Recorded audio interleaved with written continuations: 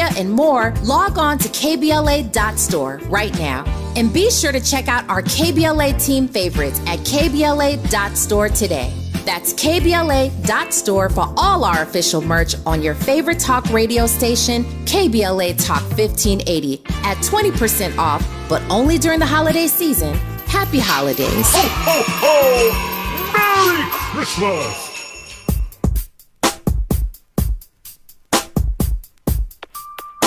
People.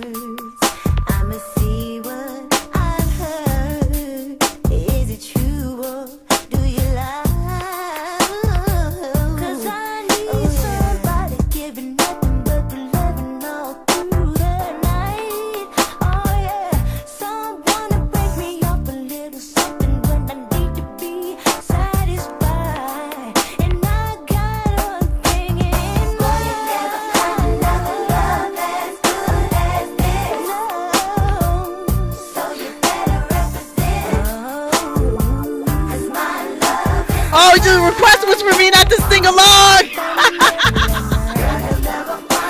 Oh, no. I got that.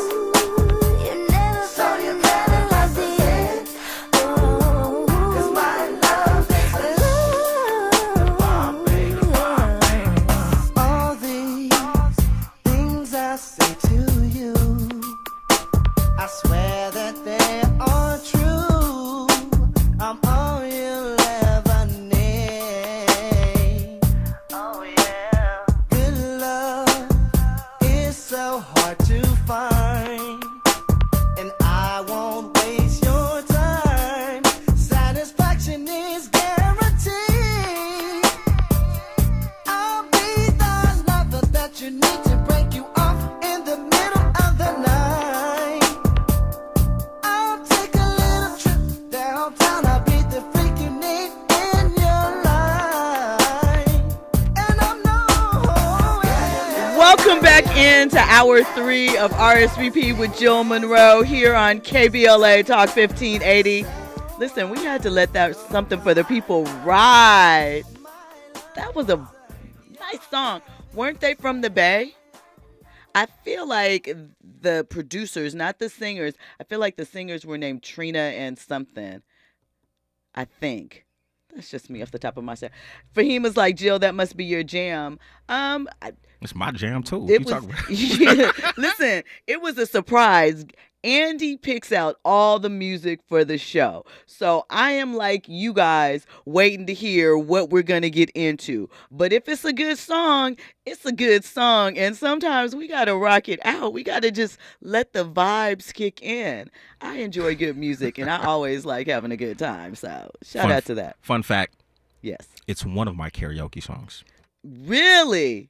Yes. Do you want to know what my karaoke song is? I felt like you shared it before. Oh, yeah. But I don't remember. But go ahead, remind me. So, you know, I'm a rapper. Tupac.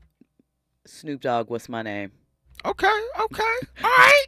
That is my karaoke go-to. Tap in Monday. Tap in Monday? Uh-oh. We're going to have RSVP karaoke jumping off. You know what I'm saying? I might play some Snoop. We'll see. We'll see how I feel Monday. Forensic accountant, shout out to you. Yes, see, I knew it was Trina something. Trina Powell, Jesse Powell's sister. I knew that. I couldn't remember. I knew her name was Trina, and I knew she was related to somebody. That is right. Thank you for that. Man, rest in peace to Jesse Powell, though. Right. Because you was still is, amazing song. You know, it's you think about sometimes those artists that perhaps maybe came out in the wrong time period. Just, you know, in the 90s, you had to do incredible things to get put on and stay put on, as far as what the labels were going to do, how much money they were going to throw after you. It's a little easier. I'm not going to say all the way, because obviously there's more people in the actual field now because of the internet, but because some of the gates are down, because you can get music directly to the consumer now, there are some artists you think about, or some of the songs they put out, or some of the things that you know probably could have had an extended career or a better career, just because of the way that we are able to consume music and access it at this point in time. So, you know, and he's one of them. Shout out to that. Let's see what else. Forensic Accountant says, peace to Harvey Fuqua and New Birth Church. Is that what Something for the People? Is that some of their people? And that's how we got into all of that? I'm not sure, but let us know, Forensic Accountant, because you're pretty good. You always got the insight, and we appreciate that. I just want to know if Forensic Accountant was like in the industry or whatnot. I feel like low key, huh? He low key said something about that he's helped some celebrities and people of that ilk, wealthy people, get out of some financial situations. With his forensic accountant type stuff. Okay. Mm-hmm. So I think so. I suspect Forensic Accountant has some stories. You got to call in one day, Forensic. Hey, Forensic, if you got a podcast, man, let us know. You know what I'm saying? We trying to hear your stories. I know. Or call in one day and share them with us. I know that you got some, because you're pretty good. You know, you were tapping in, and we appreciate that. New Birth is a sample. Oh, the New Birth sample. Okay. Well, listen, you got listen.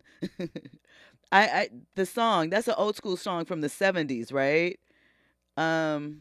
Their group, right? Okay, yes. Wildflower, that's the name of the sample. I can't think of it. Ooh, child, things. Yep. Okay. Got you. All right. I appreciate that. Urban Spencer said, not church. All right. Well, listen, when we come forward, we're going to get into more trending topics and headlines. We're going to tell you about this Facebook DEI executive who managed to steal $4 million from the company while she was there. I'm going to tell you how she did it. We're also going to talk a little basketball wives. British Williams, you know, she was sentenced to 6 years in jail for financial crimes, but she says that it didn't go down exactly the way that people believe it did. So we're going to get into that. And, of course, download the app, because we have something special coming to you that won't be available on YouTube, but it'll only be available live on air and on the app. So all of that and more on the other side. You are locked into RSVP with Jill Munroe here on KBLA Talk 1580. Infusing a sense of fun and entertainment in every episode. You're listening to RSVP with Jill Munroe on KBLA Talk 1580. More when we come forward.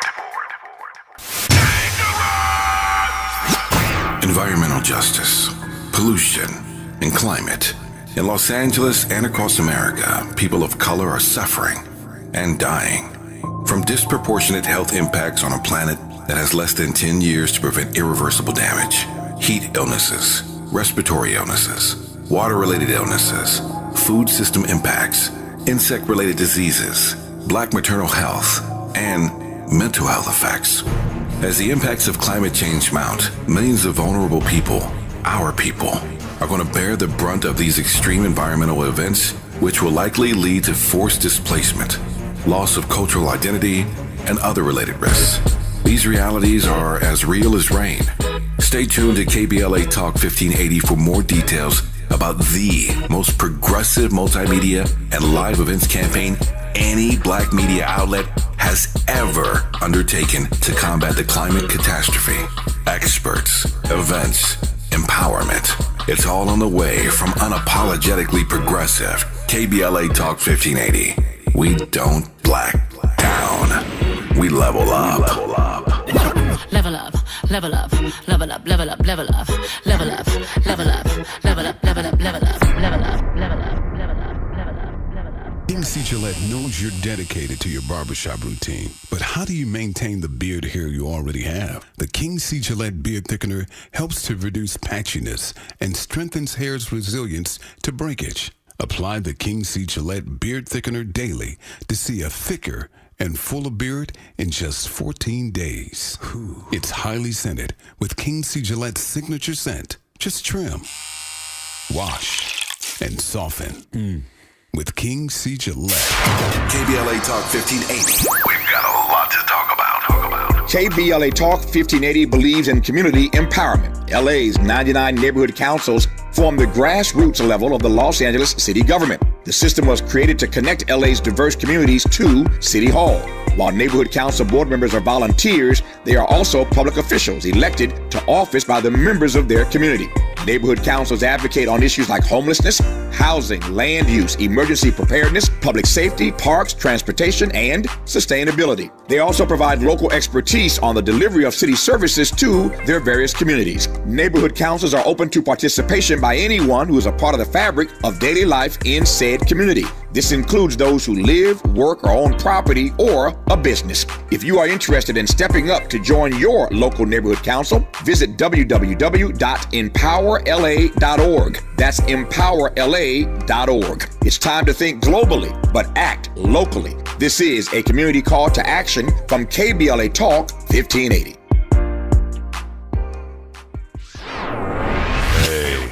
Keeping you informed, entertained, and always ahead of the curve.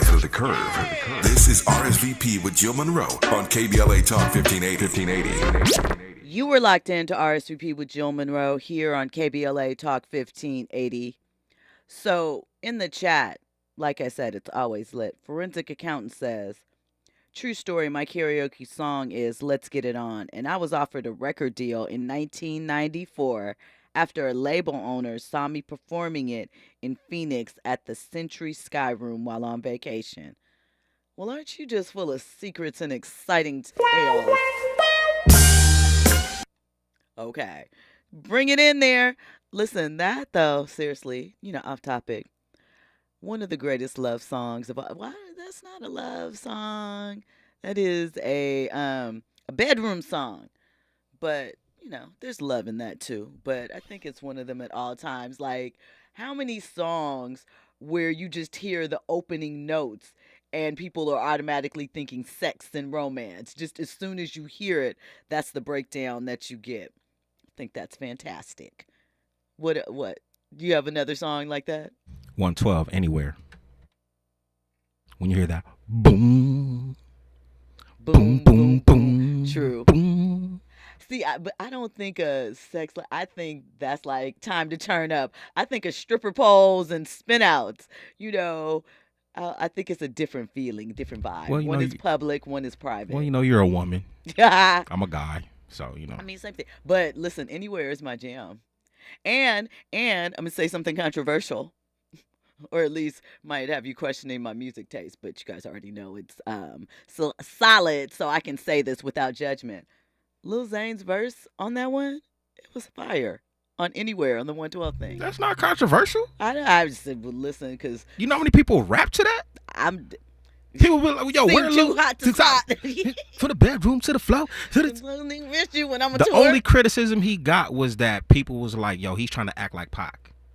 Okay. Or his flow was very similar to Pac. But then I was like, yo, Pac had just died at the time. I could understand anybody who was rapping looking up to Pac, you know what I'm saying? So, yeah. But Lil Zane, he did his thing. Yeah, he did. I don't know about any other songs, but that was a moment. See how you can be hot fire in a moment, just like flame, white hot, and then that's it. Best stripper song, Munchies for Your Love by Bootsy's Rubber Band. Munchies for Your Love is a bomb song. I personally like Joy's rendition and flip on it. She did her thing. But, we can talk for days. Maybe, I don't know. Well, maybe one day that could be a subject for our late night hour. Top stripper songs, top thing. We'll come up with a top 5 list. We'll have you vote on it. Sounds like a plan. Adina Howard, T-shirt on my panties. Yeah, facts. And Sierra, what is it, Promise? No, Body Party. No. No? Promise. Promise? Yeah, I believe in that video she had the one she sounds like it's a Prince sounding song. It sounds like it could be a Prince. She's like in the music video. There's just a chair, and she just doing her thing. Yeah, I remember that. That's a good one. Okay, that's an idea for a list. We like lists here. We like to get into that. Okay, I really want to share with you this story about the former Facebook DEI executive. Her name is Barbara Furlow-Styles, and she admitted to stealing over $4 million in this elaborate scheme. So basically, she was using the money to fund her lavish lifestyle living in between California and Georgia, i.e., LA and ATL, right? She led various Facebook diversity, equity, and inclusion programs from 2017 through mid-2021. She stole money, and basically how she did it was, and listen, the thing about this is it's not like she was doing anything hecka elaborate or anything like that. I just don't know why people don't think that they're going to get caught with their company. I understand the internal process, but you really think that no one's going to track this stuff back? So this is essentially what she was doing. Her schemes involve fraudulent vendors, fictitious charges, and cash kickbacks, right? So basically, she would use Meta to pay people for goods and services that were never actually taking place, right? So the basics, and then she would have individuals give her the kickback. So let's say I hired you, forensic accountant, to be my accountant, but there is nothing for you to accountant, but your rate was $5,000 an hour, and for your trouble, I give you $1,000 and you give me the $4,000. That's the type of things that she was doing, right? She said that the individuals that she included in the scheme, and this is why she probably got in trouble too, friends, relatives, former interns from prior jobs, nannies, babysitters, hairstylists, and her tutor from her college. These are the people that she employed in her scheme. Too many people, bound to fail. And in some instances, she had Facebook pay people who didn't give her kickbacks. Like in one case, she directed $10,000 payment to an artist for specialty portraits and more than $18,000 to a preschool tuition. That sounds like personal for her and her family. As part of the scheme, she linked PayPal, Venmo, and Cash App accounts to her Facebook credit cards and used those accounts to pay her friends, relatives, and other associates for the goods and services. Like all of this on your public stuff. This wasn't a young woman. She was 38 years old at the time that this was happening. She pled guilty in court in Atlanta on Monday. It's not like they were going to have to work hard to figure this out or find you.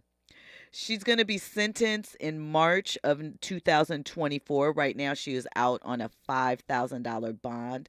A spokesperson for Meta said that they are cooperating with law enforcement on this case and will continue to do so. Again, why would you think that you could get away with something like that? It's so simple.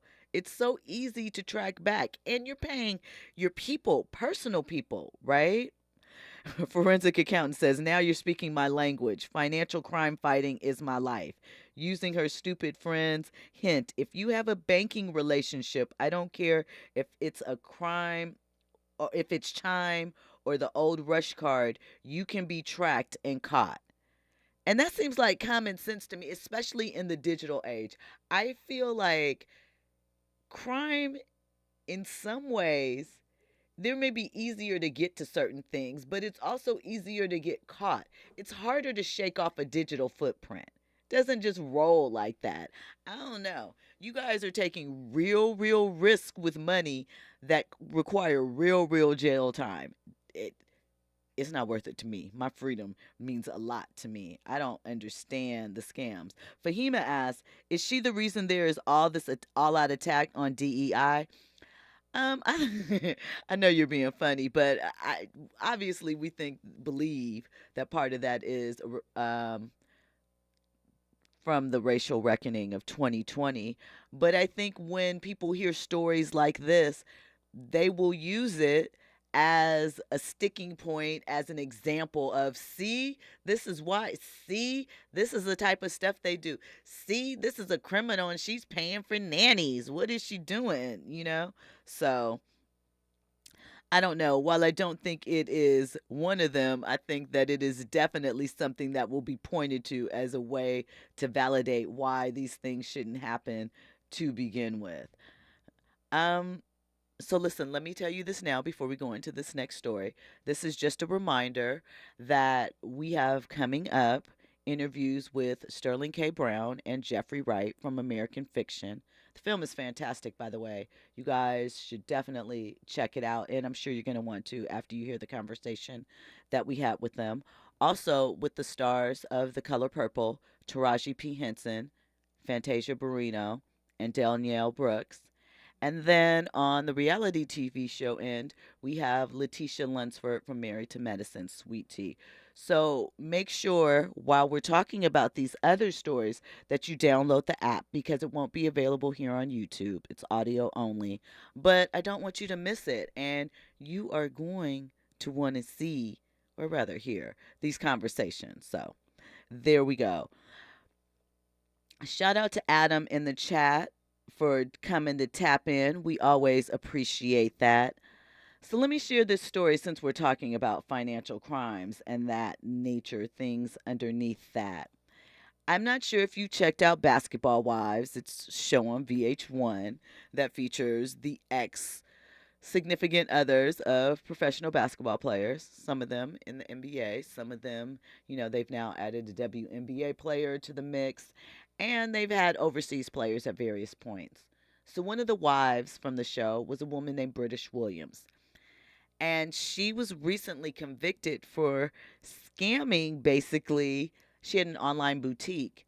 And she was accused of basically utilizing someone else's social security numbers for some activities. Again, I do not understand you people that play around with bank accounts and social security numbers and all of that type of illegal play. The scammers, I don't believe in it. I think it's too easy to trace back. And I think that limited time on that good ride. Of course, it's like that with a lot of crimes, but that one especially, considering where we are. So British Williams is going to spend the next 4 years in federal prison after being convicted on tax fraud, bank fraud, and PPP loan fraud. She said that her troubles began after she received insurance money from her father's death, and she used the cash to repair her credit after she lost tens of thousands of dollars to her reported gambling addiction, right? She says she sought help from a financial advisor who sold an illegal credit privacy number, which are CPM. Scammers frequently utilize these numbers. They talk people into believing that these 9-digit numbers are the same as a social security number. Basically, it's fraud. It's illegal. And common sense says can't be that easy, right? It's not. So she says that people believe she went and stole customers' social security numbers from her clients. She's saying that that's not the case. She said she bought a CPN from a credit lady.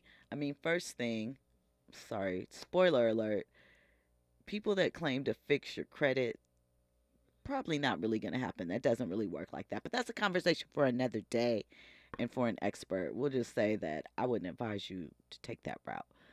But at any rate, she says she wasn't the case. She wasn't stealing social security numbers, that she bought a CPN from a credit lady. She didn't know that it was someone's actual social security number or if it was something that they created. She's unsure. But, that's what happened. And it was not that she was legitimately scamming. I don't know about that story, but that's what she's saying. So she pled guilty to 15 felony cases, and she was indicted in 2021 on federal fraud and identity theft charges. and she will begin serving her sentence in January. So good luck to that girlfriend. I hope that it all works out for you. I hope that you have gotten a hold of that gambling addiction. And federal time, first of all, we always talk about, what is it, 95, 98% their conviction rate. So if the feds have you, you're a done deal. And generally, there is no release for good behavior with Fed time. You pretty much are going to take that whole ride. So I hope that, she has a strong support system, because women oftentimes, when they end up incarcerated, are forgotten about in ways that male prisoners are not. So, God forgives. Maybe the people who you hit will, but I do wish her the best of luck in that. She has a young child, and, that's sad. So Forensic Accountant says, I heard that the state of California has beef with Bank of America because Bank of America kept closing out unemployment debit cards due to the cardholders having engaged in past financial crimes. That's probably likely true. Probably made it complicated. That whole PPP thing, unemployment with the debit system, that was kind of a nightmare. And, obviously a global pandemic sets things up to go in a different direction. But I'm sure the banking system, the financial system, all of them learned a lot of things from that experience. Listen, like I told you, download the app now, right now. Go to the website, also, KBLA 1580. You can listen live there. Okay, we have interviews coming up, as I said, with Jeffrey Wright and Sterling K. Brown from American Fiction. You're going to want to hear that. Fantasia Barrino, Taraji P. Henson, and Danielle Brooks from The Color Purple, and our reality TV show tip. It is my Friday. After that, you guys will be hearing the best of KBLA, but we'll get to that down the line. Lock in, download the app, clock in on the website, listen live on the radio. I appreciate you VIPs. Have an amazing rest of your night as you listen to these vibes. And when we come forward, interviews, and otherwise, I'll catch you guys next week. Thank you.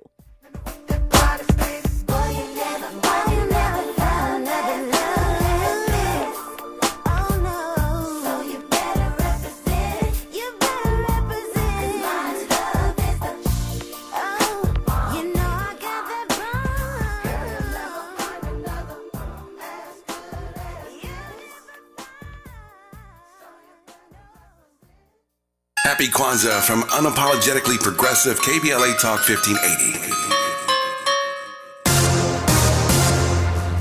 I'm Amber Payton. Here's the latest on the Black Information Network. There's a new push for a South Carolina state hate crime bill after a Thanksgiving weekend cross-burning incident at the home of a black couple in Conway. The cross-burning was part of a series of acts of racial harassment the couple was allegedly subjected to by their next-door neighbors, who are now awaiting trial on multiple charges.